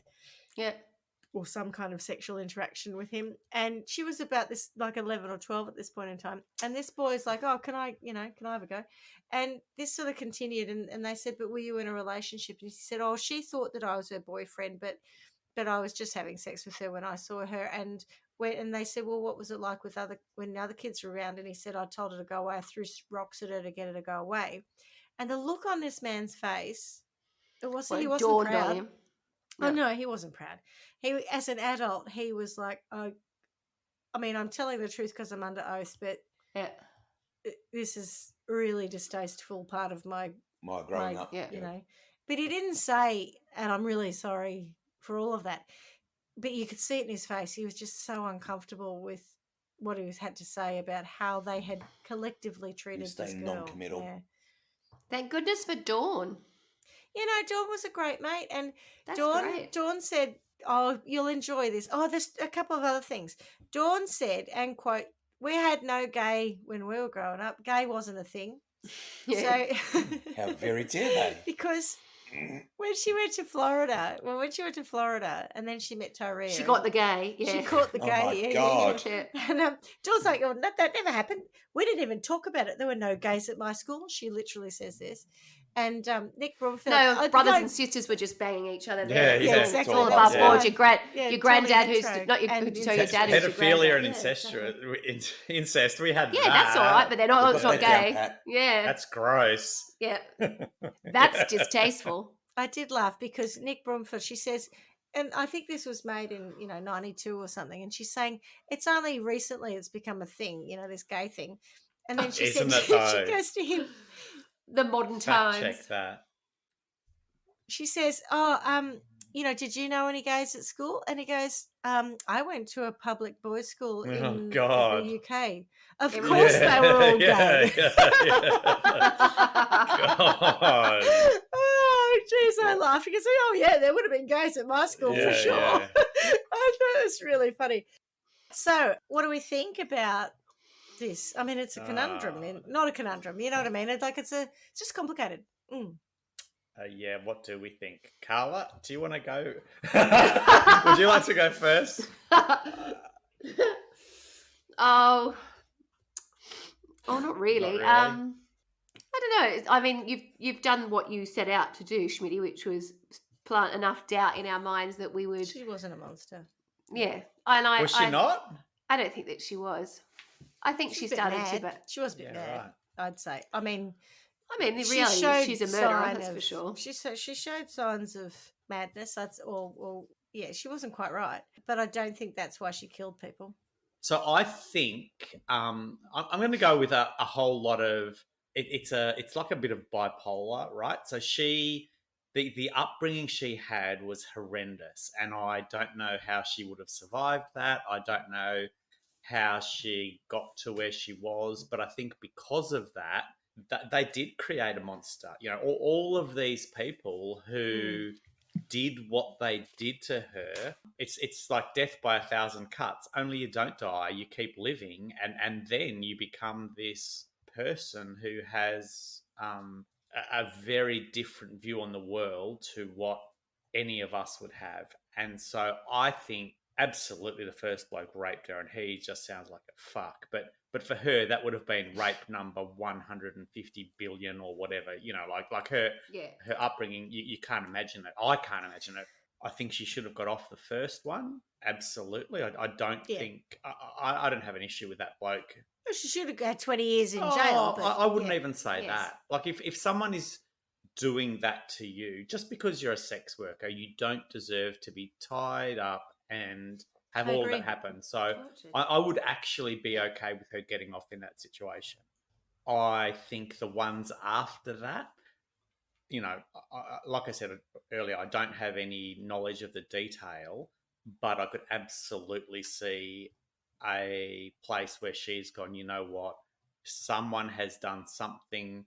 They might have tried to tie her up. They might have pulled out the fucking sanitizer to, the hand sanitizer. Might have just said something a bit like what he said. Like there could have been any number of things where she's just gone, oh my God, this is going to be the same thing again. Oh, fuck it, I'll just kill you. Mm-hmm. And I'm not okay with that. I understand from her perspective why she would have done that, but that's murder. There could also be a situation where it was self-defense, although that's very much open to interpretation, because from her perspective, if she's feeling threatened based on prior experiences, then she would think she's acting in self-defense. But from the male perspective, maybe they weren't thinking of doing anything like what she has experienced to that point. I'm pretty sure that those men weren't intending to hurt her in any particular way, and she responded. Well, I know you'll go there, Schmidty, so I will chirp in with what I think, and I've decided to, you know how I always try and find other men. I'm going to leave that bit to you because I think you're very aware, and having seen what you've done, you've got a more intimate understanding of the roles those people played later on. So I'm going to go right back to the beginning, and I'm going to try and sentence in our trial by wine world those people who failed her at the very start. Brilliant. Yeah, that'd be great. I'd like that. Okay, so I'm going to bring that focus back to the beginning, and I may get it slightly wrong, but the word that keeps coming back to me is degraded. That child was degraded from the very moment she was really conceived, I guess, in some ways. There was never an opportunity. There was never somebody who stood up for her. Don't say stood up for her when we're talking about sex. I know. Jesus. Goodness gracious. Sorry, I talked about faux pas. There you go. Sorry, Lee. But when the very people who are supposed to be the people that are looking after you are the perpetrators that really set off this whole cycle of just there's abuse, and then there's just never ever having somebody in your own home In your court. who would Yeah. would give you any sense of love, belonging, safety. Nothing. She had none of those things. In fact, she was just used and abused by these people in, you know, like she was just a bit of paper. Like, I mean, she just had no value to anybody except for what they could use her for and get out of her. So I'm what the mother? Can you tell me the mum had her and put her up for adoption straight up? No. I think the mum, the mum didn't put her up for adoption. The mum abandoned them. She left abandoned her, and she left. She left Keith and Lee with her own parents, I think 3 months after Lee was born. Okay. And then that's how they became the parents who were actually her grandparents, but were positioned as parents. Which They is quite adopted her and thing. said that were parents, but they were actually the grandparents. Yeah. To be fair, I'm adopted, and I don't really have a massive issue with the mum abandoning her and having a go. That's neither here nor that's been done 1,000,001 times. That's not great, but it is what it is, right? She certainly wasn't. If she wasn't in a position to look after the child, perhaps she thought that her parents could. Where I would have an issue with that is I wouldn't be surprised if she was doing it to her own, like they'd probably been doing it to her, right? Maybe. It is very sad. Nick Broomfield found the mother and spoke to the mother. Schmidty. Just before Lee's execution. Yeah. And again, it's really conflicting. The mother was like, she was a crying baby. She was a difficult baby. She was not just a breech birth. She went on about how she came out wrong. She wasn't just a breech birth. She was some kind of. So it wasn't just feet first, or is it bum first? So it's even harder. Yeah. She wasn't around the right way. Right. Yeah. And the mother was basically suggesting that she was probably problematic. Yeah, from word she was a go. monster from the beginning. Yeah, all right, problematic, Damaged but, in some way. Do you think? somehow, damaged, or in that birth. But she didn't hang around very long. But she said that both Keith and Lee were crying babies. She couldn't deal with them, so she left them. That's what babies do. But what was sad was that. God, now we're going to get to what was sad, because the rest of it's been a fucking happy time. Like, Jesus. What I found sad was that the mother didn't know about the abuse. The mother didn't know. The mother thought she had left her child in the good care of parents, people. She didn't know that she had abandoned her to this awful So the mother situation. hadn't been through that same thing then. Through with the didn't dad. sound So I like thought it. he might And have it's terrible within itself because she Sound checked like in it. every other week. That's why I raise it. She didn't check in at all, and Exactly. that's the issue. But and on top of all of that, she said, "Tell Lee I'm really sorry about everything." Ugh. And then she said, "When is the execution?" And he told her the date, and she said, I'm going out for better." lunch that No, day. it's Oh, fine. she feel better. No, I'll feel better. Oh, yeah, right. So that's she's right. And then he went right up there. It's terrible. He went and saw Lee, and he said, I spoke to your mother, and she went off her head, and she was like, "You can tell that fucking Good. bitch fucking. Yeah. I want nothing to fucking do with her." She Exactly. went mental. Fair enough too. I'm all cool Yep. with that. But anyway, just to your point about whether the mother had been a victim of abuse, Yes. it's not evident. Well, it in sounds any way. definitely But not. then again, no, it's all cultural context, right? This woman Yes. may not have turned around and said, "Oh yeah, my father used to rape me too. Yeah, That's yeah, why I of left." course. So we don't know what we don't know. Yeah. But Yeah, if she yeah. thinks that she was leaving, if she's saying she thinks she was leaving them to a good home, I think you can read between the lines and go. I don't think she thought she was going to be abused to this Correct. extent that she In which was. case, I don't think 'Cause that she was her was parents. abused. She didn't know that she was homeless for 2 years. Right. Okay, sorry, Carla, go on. Go back to these No, it's fine. mofos. Get them. Smash them. Smash Yeah. them in the guts. So I'll park mum, but I want to concentrate on dad/granddad. Oh. Even the brother I struggle a bit with. I think he needs to have some kind of thing, but it's more this idea that got the grandfather cancer. really... That'll do. Oh, there you go. That'll do. So I can park him as well. It's granddad. Granddad Yeah. really set it off for me. I just think, here's a little girl that's been put in your care and you are raping He was a her. monster. And He was a monster. yeah, and then the kicking her out, and no, he would have known that she was around, that she was living in the woods and down the end of the street. All he of that. committed suicide, I think, not long after that. So I'm going to send him. And again, I sort of to your point about the kids in the neighbourhood, the kids who are taking advantage of it. I would like to have them feel a sense of degradation. Is that the right word? Yeah, pretty it's a humiliated, word, yeah. Yes, Yeah. but I don't quite know, because if I start going down that track, then I sound like a bloody monster. But Oh, leave that to us. do you know? Yes, they need to feel, you know, what it truly feels like to have no power, have people use you, feel degraded, and be powerless against trying to do it, because you have no home to go to, you have no one looking after you, you're just trying to survive. So they can do a small amount of degrading, or they can do something degrading in Trial by Wine World. But Granddad, right? Ooh, Well, let's send him off to Trial by Wine World. big time. I always want to send people It's off a to safe Pestle, landing, isn't it? but it's Yeah. kind of no point. I don't think Create a Pestle new would make world. A great deal of Create difference a- one way or well. Create something new. Yeah. Yes. Well, okay. I think maybe something, it has to involve a level of sort of something a bit torturous. Torture and world. where he is.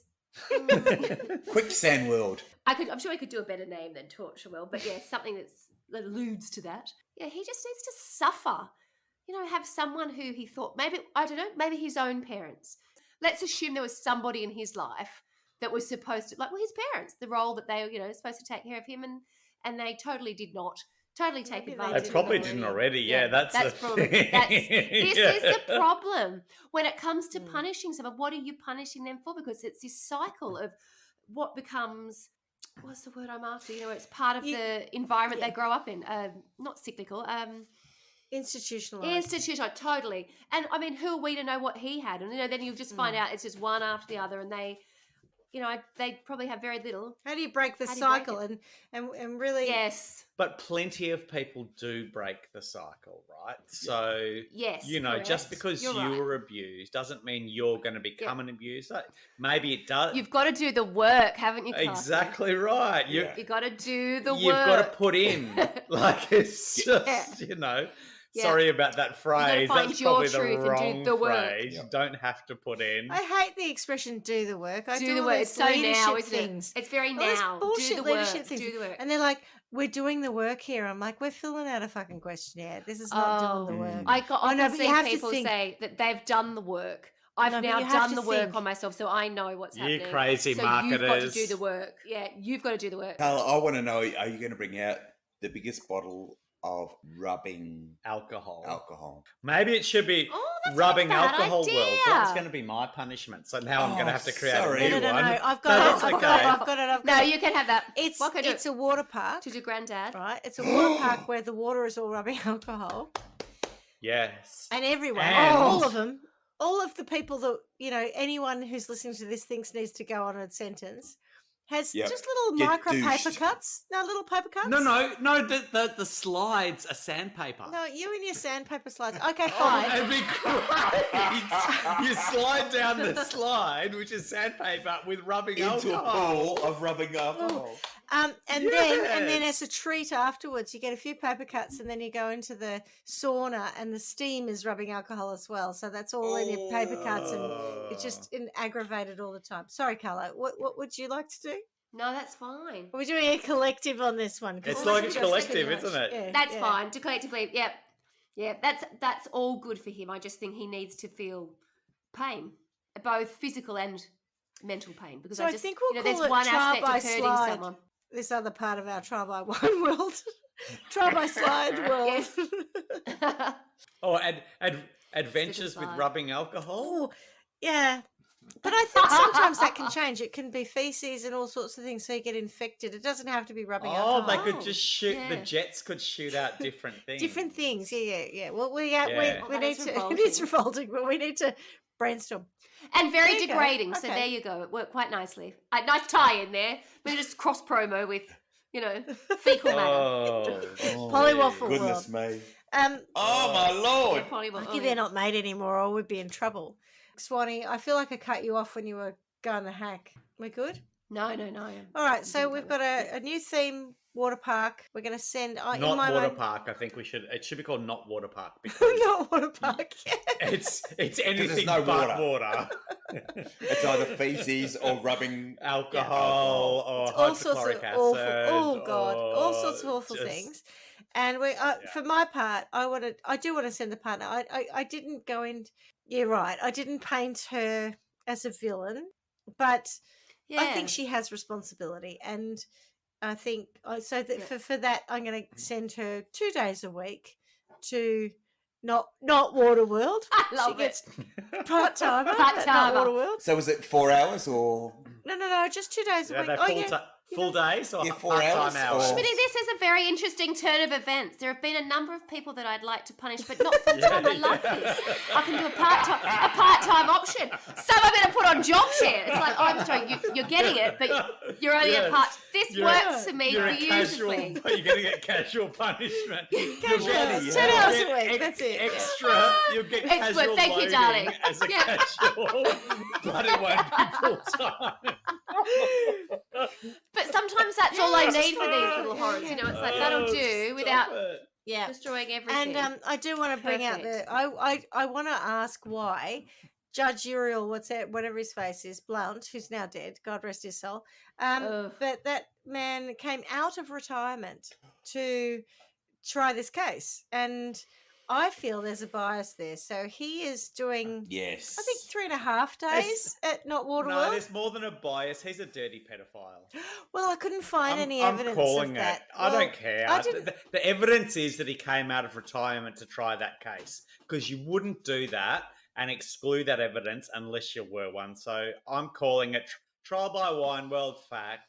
I'm We're not all sure going that to he was a jail. dirty pedophile, but and was. I will never I know am. this, but I am. suspect maybe he picked up the odd worker on the side of the road, Ah, yeah. Ah, yes. and so I'm happy to give him 3.5 days at Not Waterworld, and and But who how many else? hours in those Oh, 3 I- Yeah, hours? are they full days? I love it. Seriously, Minimum? Not Doctor Waterworld. Legal can smoke all the joints he likes, but they're made of camel shit, so he can smoke those. Yeah. That's He his. needs a dose of reality. That's what that man needs.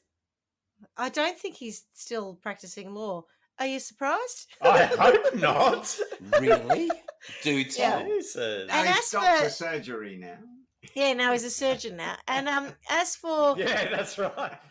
Arlene, the And- godbotherer, who has her horses and her she-wolves. Did you just use the term God botherer? Yeah, I've used it many an occasion. What? She Are bothers you shitting God. on your faith? No, I'm not. She's a god botherer. I've said before, I don't bother God. I leave him alone. But I this know you woman is a don't. god botherer, right?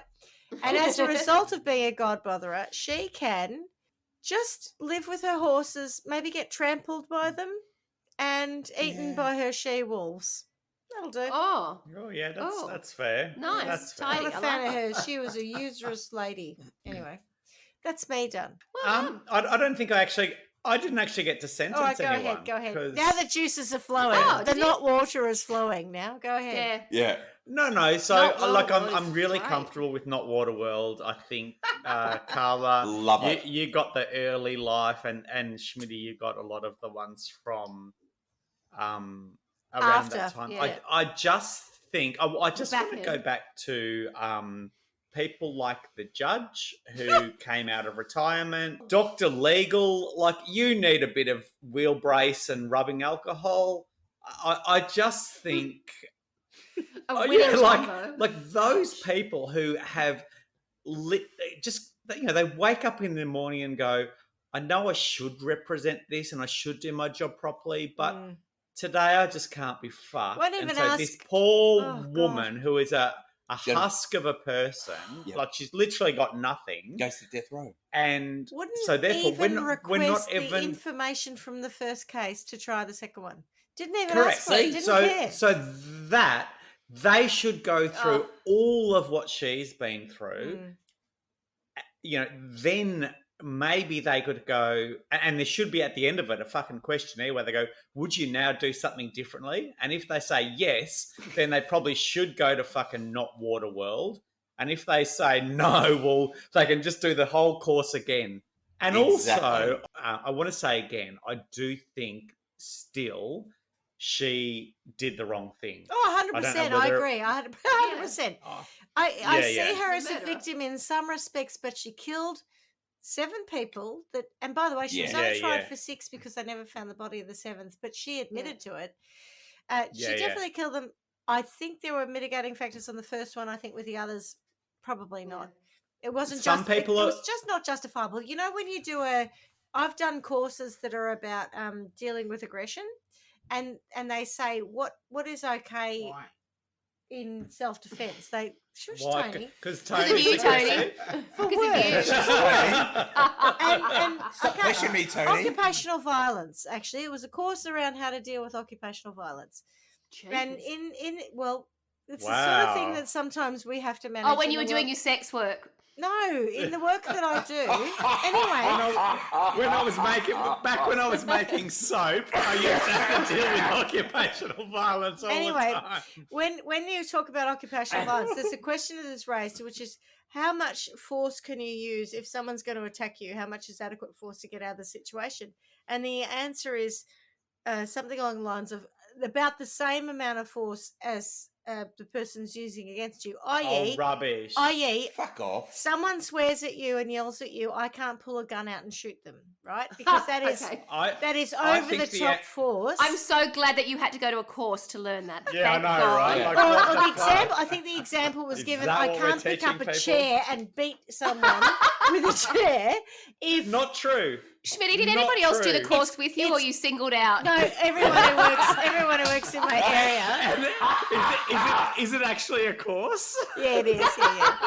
Is it It was, rehab? it was part of a contract. It was Shut part up. The Contract point was If about someone How someone much sings violence- badly at an opera, how much fat do they need to have to make good soap? shut up. The point was what would I be legally, prosecuted for in a situation where I thought I was defending myself Yeah. and actually I used a chair and I brained someone with it, right? And the answer is Did you really do this course? yes, I did. And the answer was if you used undue force, I mean, more force than was required to get yourself out of that situation, you could be prosecuted, was the point, right? So thank you very much for mocking me for the last 5 Oh, minutes. go and but get your notes. Well, We can no, look at no, them. no, What you not know. at all. Let's Anyway, review your notes. I feel that perhaps she should have Wow. done In the the heat of the occupational moment. violence. No, she should have Perhaps. done the occupational violence course, and then If she would only know they that had have offered that. shooting someone 9 times because they looked Yeah. at you the wrong way is undue, force, and therefore you could be prosecuted for it.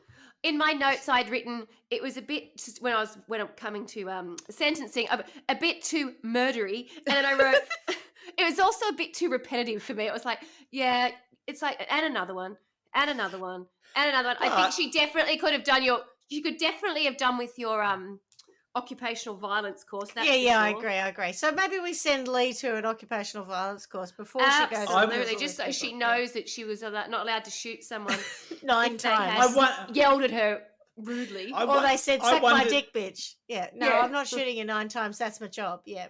I wondered about what.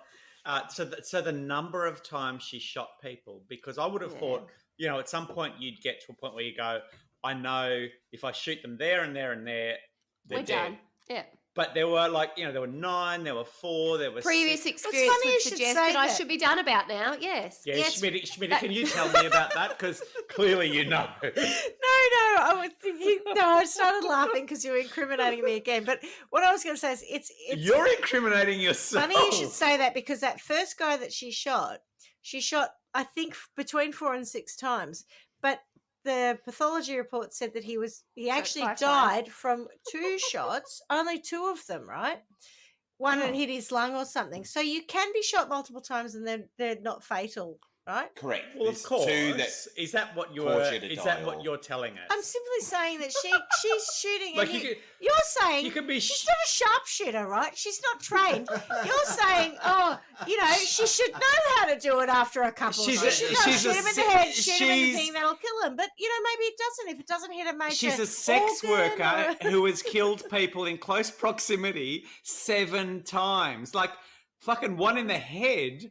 Well, maybe that was like the problem why with do you the do 9. 9 and why do you do 4? Like Yeah, but even that, right? Shooting someone in the head is like pretty full on. That's it. Yeah. There's Not once you've shot them twice. I reckon once you've shot them twice, the third one can pretty easily be in the head. Look, this is not a double tap assassination scenario. This is a responding to high emotion, right?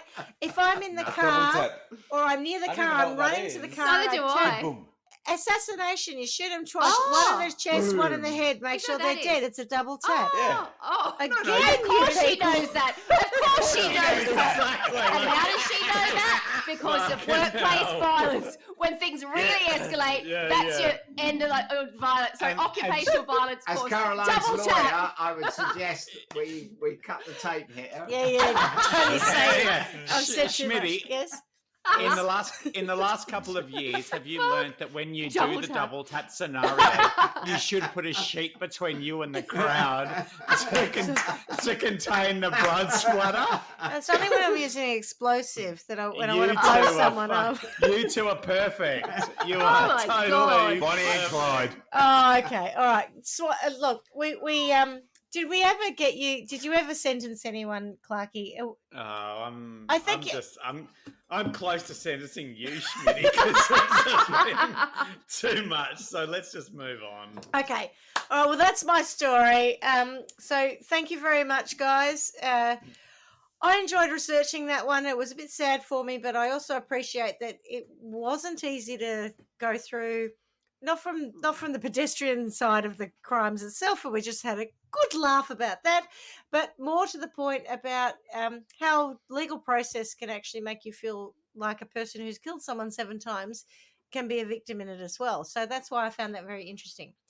But thanks very much for your brilliant responses, as always. Very, very entertaining, and I loved that it's been a long time since you and we have been together.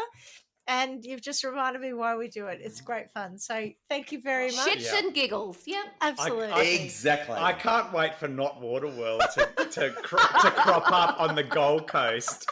So right next door there's Waterworld, and there can be Not Waterworld, and you can pick which one you go to. Don't go to Not gosh. Waterworld. It's not That would good. be my suggestion. Yeah. Excellent. All right. Great work. And miss you already.